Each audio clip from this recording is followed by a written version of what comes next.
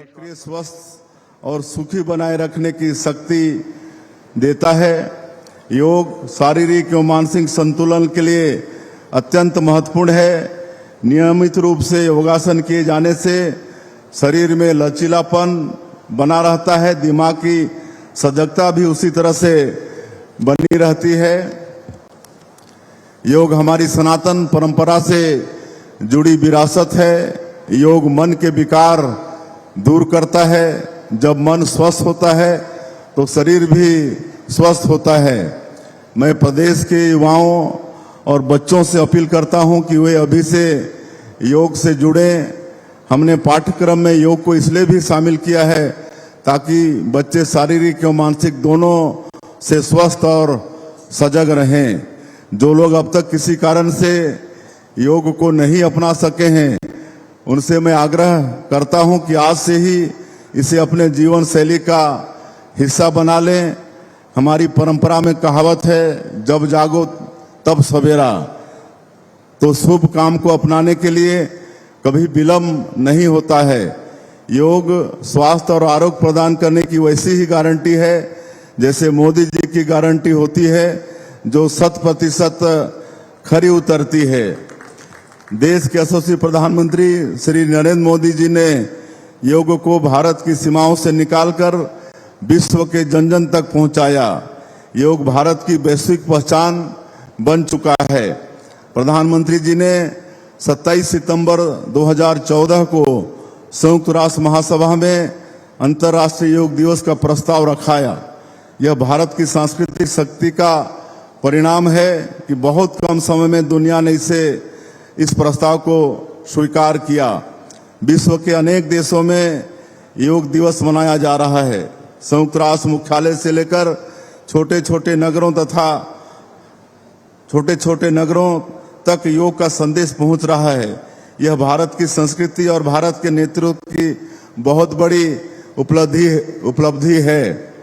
महर्षि पतंजलि ने योग को व्यवस्थित रूप दिया। उनके योग सूत्र ने पूरी दुनिया को बताया कि योग मन को नियंत्रित करने और आत्मबल बढ़ाने का मार्ग है। भगवान शिव को आदि योगी कहा गया है। भगवान श्री कृष्ण ने श्रीमद् भागवत गीता में कर्म योग, ज्ञान योग और भक्ति योग के माध्यम से जीवन का संतुलित मार्ग बताया है। आयुष मंत्रालय द्वारा योग को जन जन तक पहुंचाने के लिए निरंतर प्रयास किए जा रहे हैं। कॉमन योग प्रोटोकॉल, योग संगम जैसे अभियान और जन भागीदारी के कार्यक्रमों से योग के जन आंदोलन बन गया है।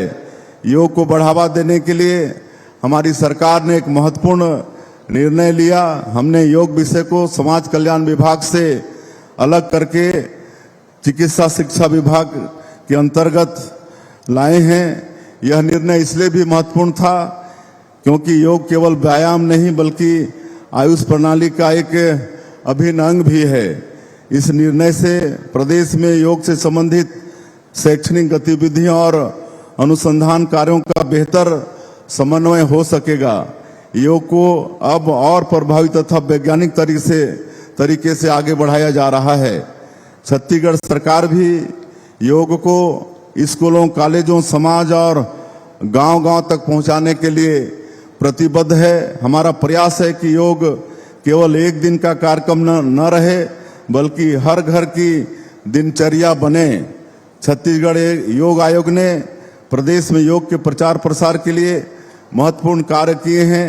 योग प्रशिक्षण, जागरूकता और सामूहिक योगाभ्यास के माध्यम से लोगों को स्वस्थ जीवन शैली से जोड़ा जा रहा है। छत्तीसगढ़ योग आयोग के अध्यक्ष रहे स्वर्गीय श्री रूपनारायण सिन्हा जी का हाल ही में निधन हो गया है। आज योग दिवस के अवसर पर हम उनकी कमी महसूस कर रहे हैं।